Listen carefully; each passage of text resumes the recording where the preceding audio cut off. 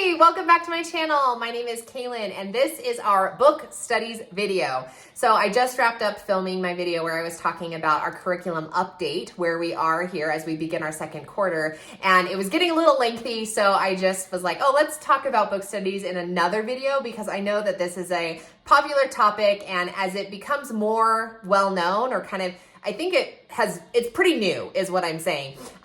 Then there's a lot of interest in like, let me learn more about this and I need to figure this out. So I have been getting a few messages from people who are like, I just have been consuming so much about your book studies and I love it because I cannot talk enough about them. I love talking about it. So if you're new to the book study world, or if you just want to hear what I'm doing and kind of see what's going on over here, then let's go ahead and get started.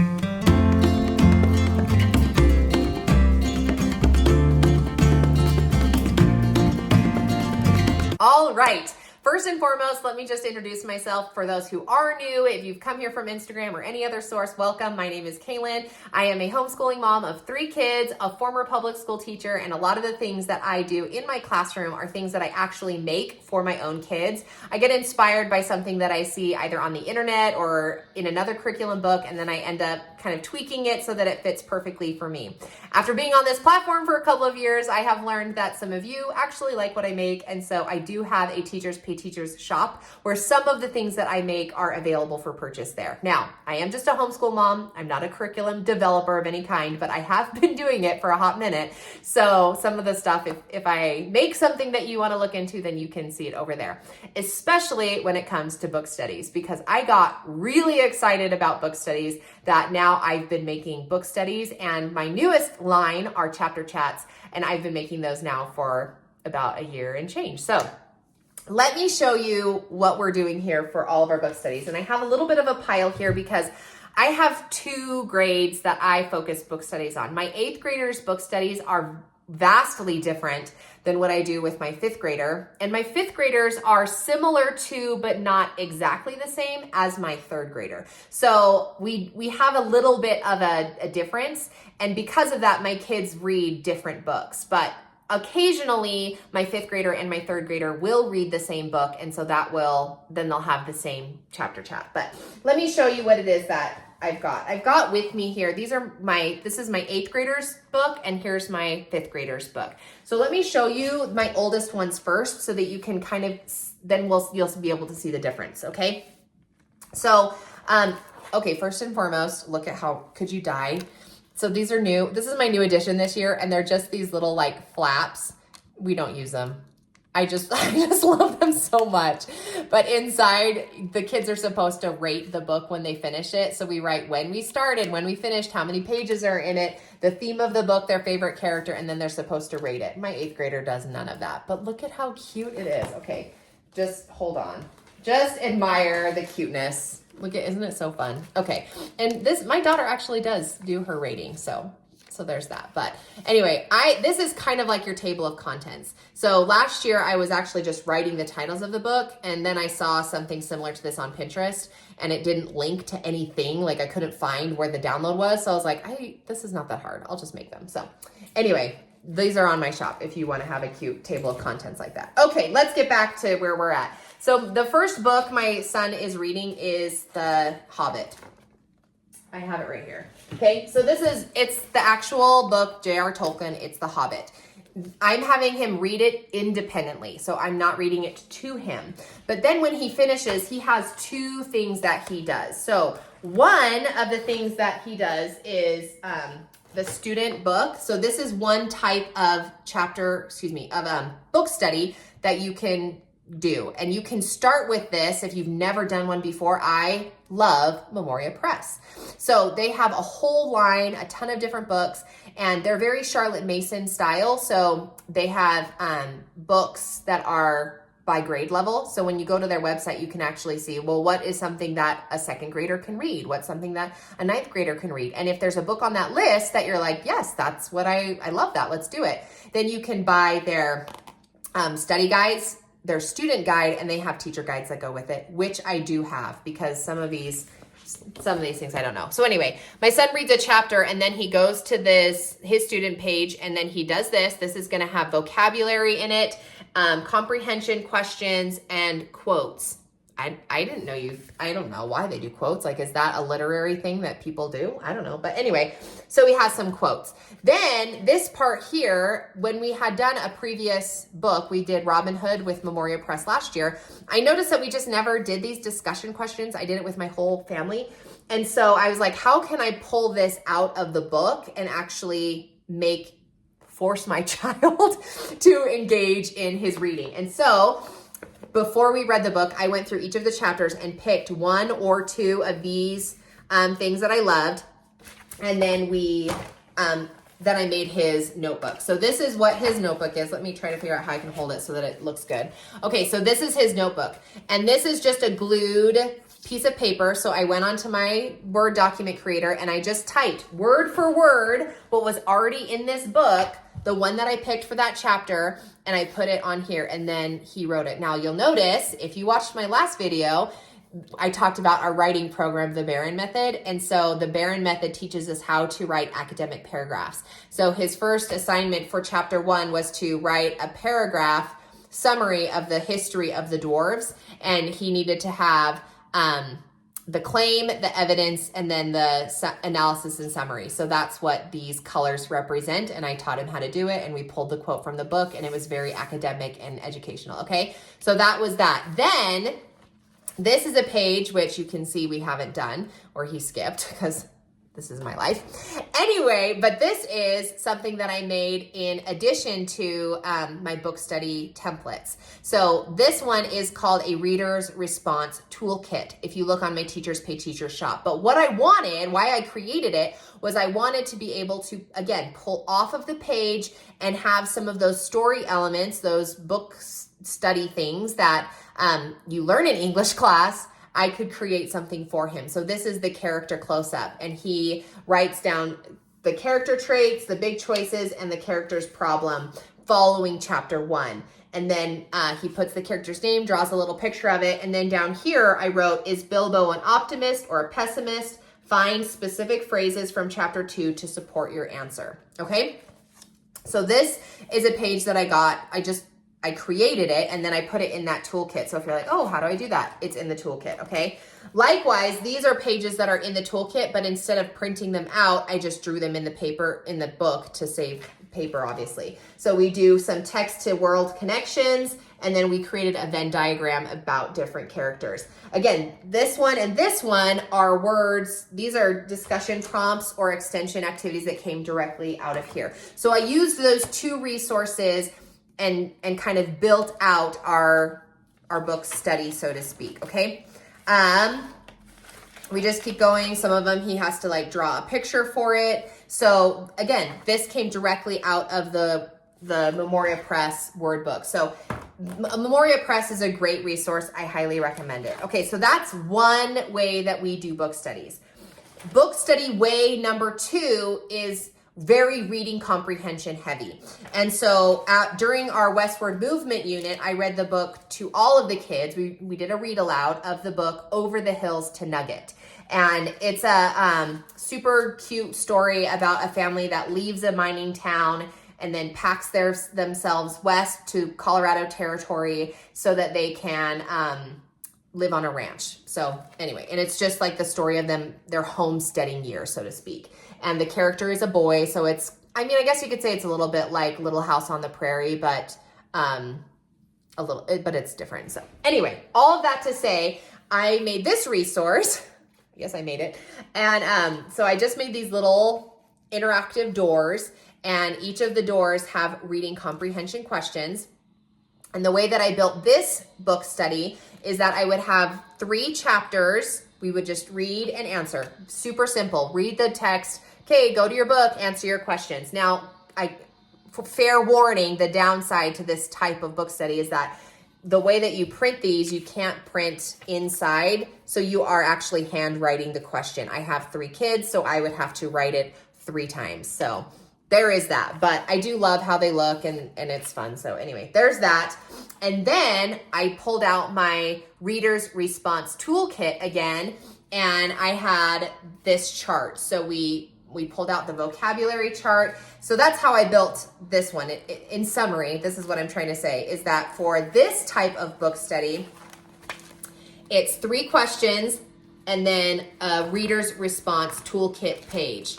3 questions, a reader's response toolkit page. This is the plot. 3 questions, is this all upside down? Oh my gee whiz. Okay, 3 reader's response toolkit. So this is the one that we're doing setting. So it's supposed to be sight, sound, taste, and smell. What does it smell like in the Colorado territory? Draw a picture of it. I should be showing you my other child's book because clearly my 8th grader didn't do it like he was supposed to. And this one's so much cuter. Okay. Look. It's like, does Kaylin even, did she make, okay, so here you can see sight, sound, and then we did that, all right? 3 questions, then we did story connections. How do we connect this to text, text to self? 3 questions, and then we missed the theme, which is pretty typical. We always miss something, so. Anyway, and then this is the end of the story. So this is a different way that you can do these book studies, is just by having these flaps. And these flaps can be reading comprehension, or you can do just, story elements. So if you want to do character, setting, problem, solution, you can do those in a book, or you can do whatever. I mean, you can make it whatever you want. I just do reading comprehension in that particular sense. Okay. So that's a second way that you can do it. Now, we also used that same style, reading comprehension questions, when we read this. Here's another great tip. These are my new favorite books for my 5th grader. And even my 8th grader loves them. But we read, these are Classic Starts, are the name of the company. Classic Starts, and it's classic books, but they're written in a way that is more approachable. I've said this before on my channel, so if you're new, then here's some little tidbit about me, is I'm not a strong reader. I've never been a strong reader. I don't really care to read, actually. So I don't pick up books and read them for fun. Occasionally, if there's something interesting, then I will. But for the most part, I don't read. So reading the classics is like, that has never happened in my life. I have, in this new book study journey, tried to pick up the classics. Like we started with A Christmas Carol in December, back in the year when we very first started book studies. And I did a read aloud with A Christmas Carol, and I struggled with that book. And so I was like, there's gotta be a better way.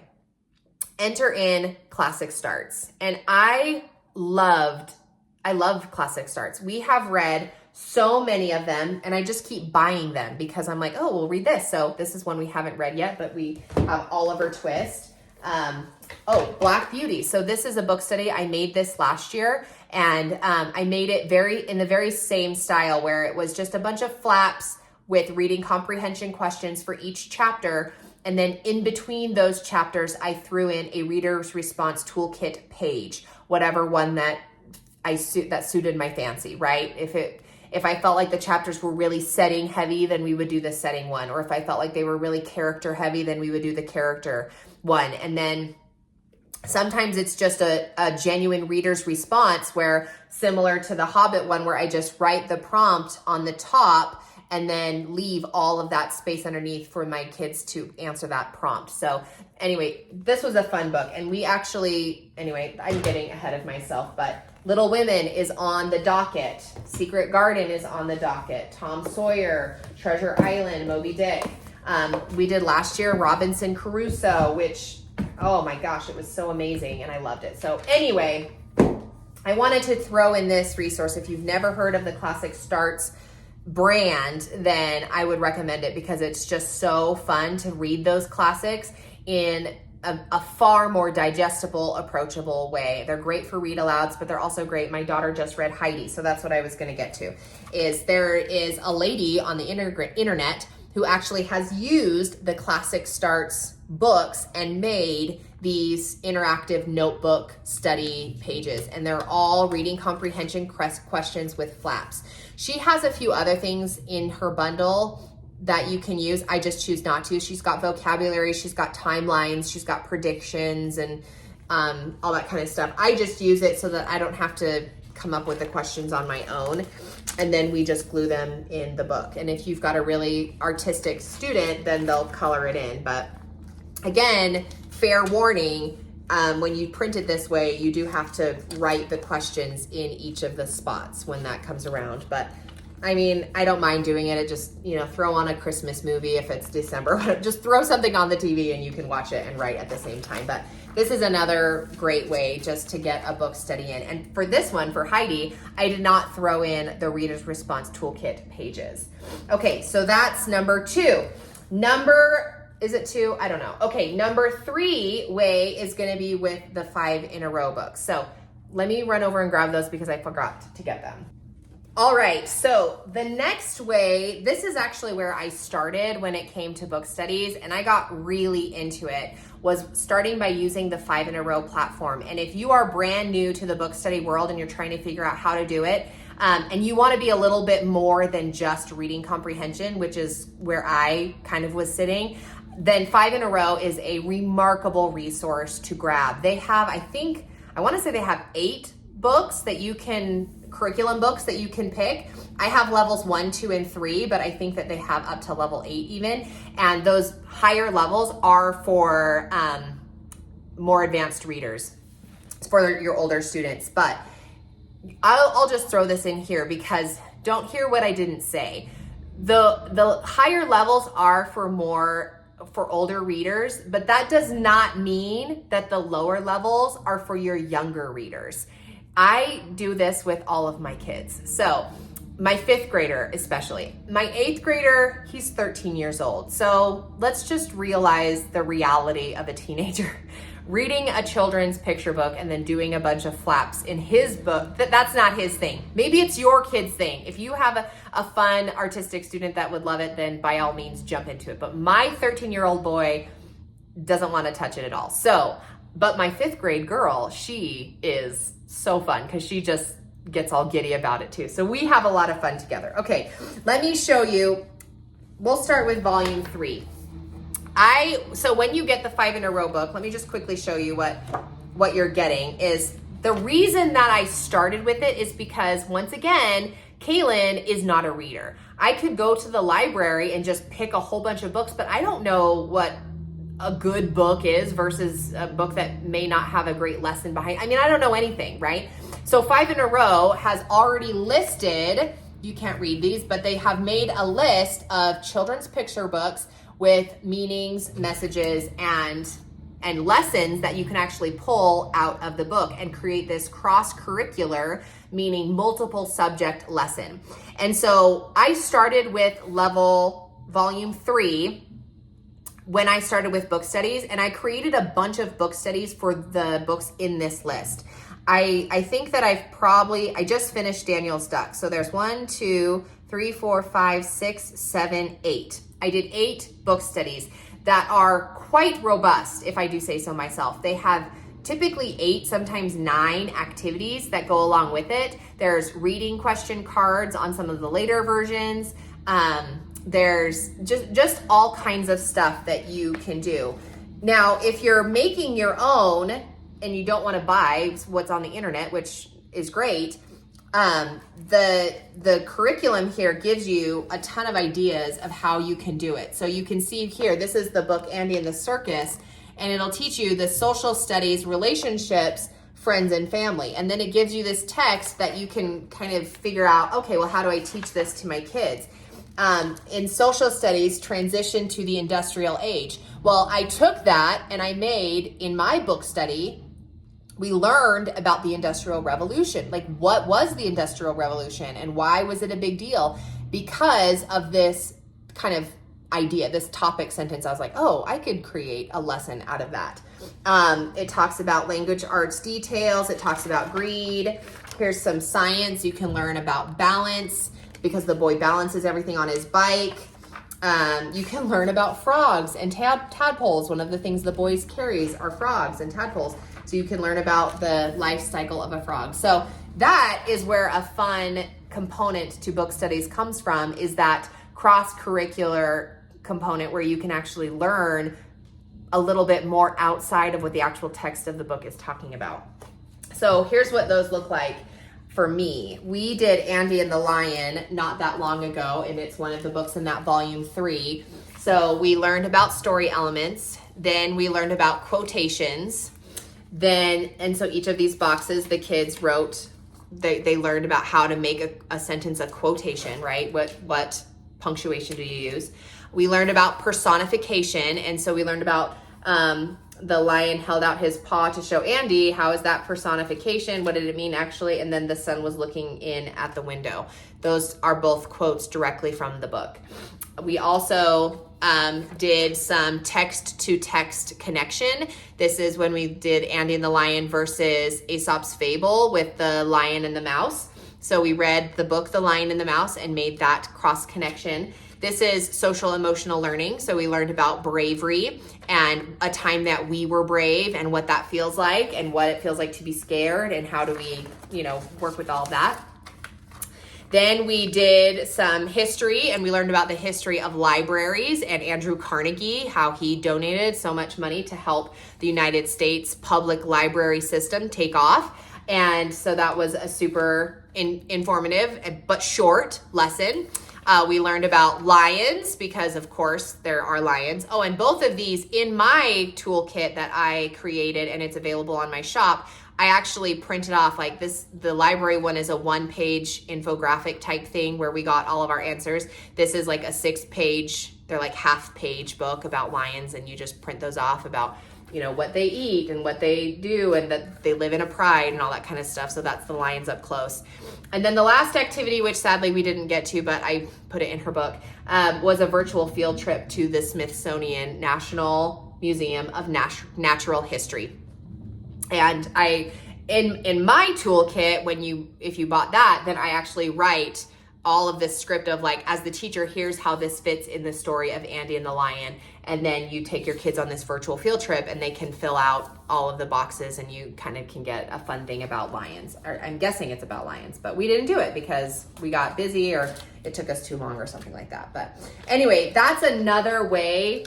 And they are far more in depth and they are a lot of fun, but they do take a little bit of time. The whole premise of 5 in a row is that you're going to read the book 5 times in a row. You read it on Monday and then you do an activity. You read it again on Tuesday, do an activity. Again on Wednesday, do a different activity.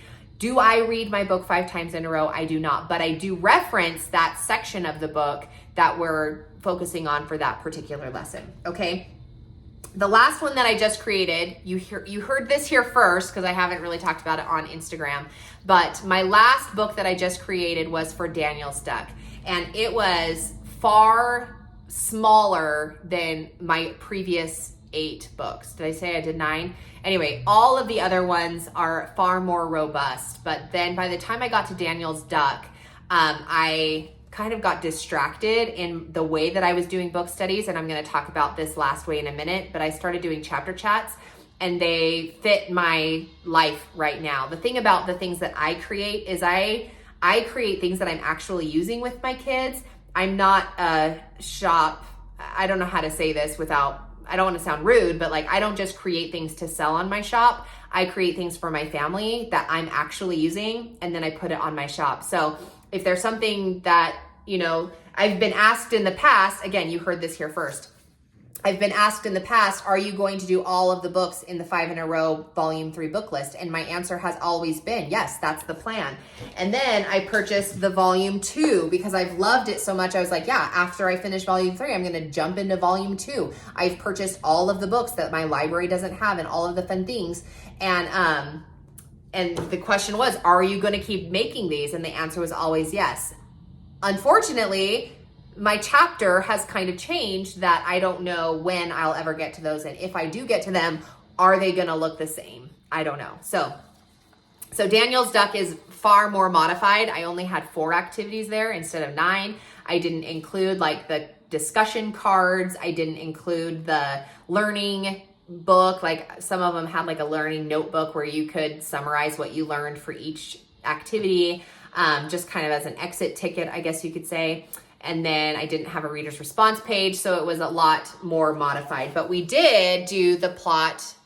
You've seen this. I actually have this in my reader's response toolkit. So this is the plot mountain. We talked about inferences, and then we talked about folk art.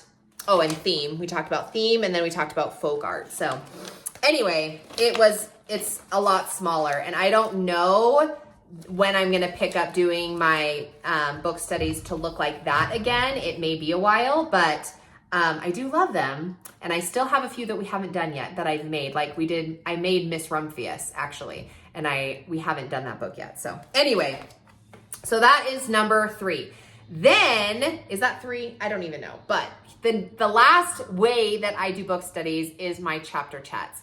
And this is kind of the new product line that I've created. And I think I have 10 chapter chats now up on my shop. But I love these books. I brought this over to show you. But anyway, I'm over that topic. Anyway, I love a good intermediate chapter book where it's not a picture book, but it's not like, The Hobbit. It's not huge. And I wanted usually around 10 to 15 chapters, short chapters, all that kind of good stuff. And I wanted to be able to have something more than just a read aloud, but way less than a book study that I had been making. So that's when I started chapter chats. And I love them. They all look the same layout wise, in the sense that they have a vocabulary word for the chapters that you're reading. They have some reading comprehension questions. And again, this is that flap idea, but instead of making it a book to save printing paper, I'm now just doing these like glue tabs. So you just glue the little tab on instead of having it as a full book. It just saves paper. And then we have a sentence spotlight where we spotlight any English language arts skill. This can be, nouns or verbs, like parts of speech. It could be punctuation. It could be, sentence types. Like, is it a command or is it a question or is it an exclamation or whatever, right? And then we also do, I have an extension activity. And so for this one, it was about quotations, and I have the kids, they have to highlight the quotes and then they rewrite. So it's a little bit of copy work. And then I also have a suggestion, I guess you could say, or a prompt in the lesson where you can have the kids write their own something rather. So sometimes we do that, sometimes we don't. It just depends on the day. So I've done that now for a couple of books, and we're moving into a bunch, especially for winter. The one that I think I'm most excited about, well, I'm excited every time I make a new one. It's my most excited one, but we're doing Wind in the Willows right now, and that's so fun. And sometimes we just did the Chocolate Touch, which is sometimes I'll have a chunk of chapters. So for example, in the Chocolate Touch, the chapter chat was for chapters 5, 6, 7, and 8, because that was kind of the story arc, and they all kind of go together. So for that particular one, we would read 2 chapters, but then I wouldn't have them get into their notebook right away. Then we would read the next 2 chapters, and that's when we would do the chapter chat page. So I try to keep the chapter chats to 2 chapters per notebook.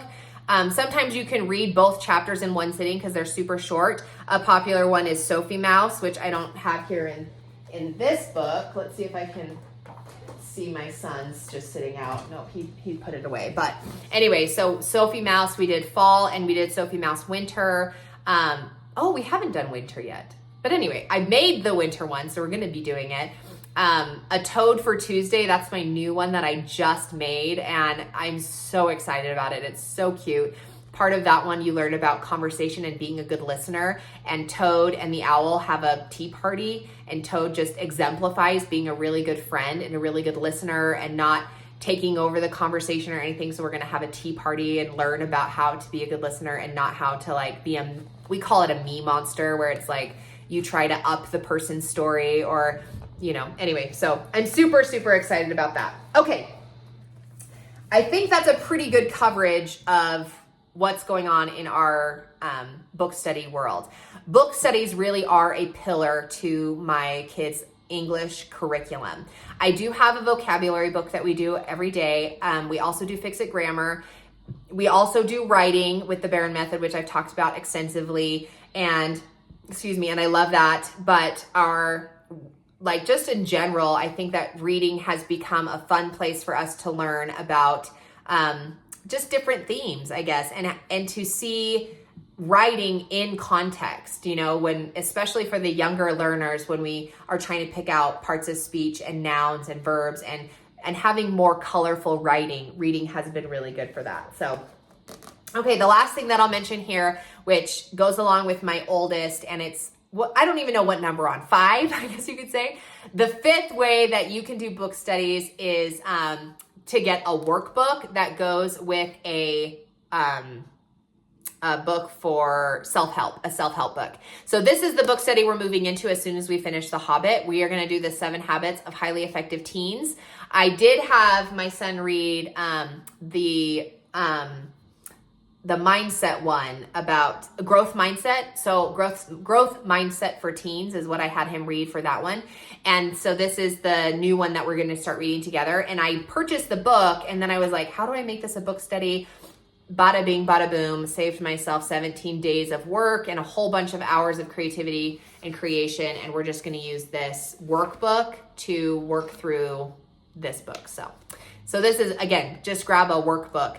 The internet, again, teachers pay teachers especially, and sometimes Etsy, although I do find that Teachers Pay Teachers is, I like Teachers Pay Teachers better than Etsy. I do not have an Etsy shop for this reason, is because I feel like Teachers Pay Teachers is specifically for educational stuff. Etsy is obviously for everything. So I love that. And you can type in any number of books.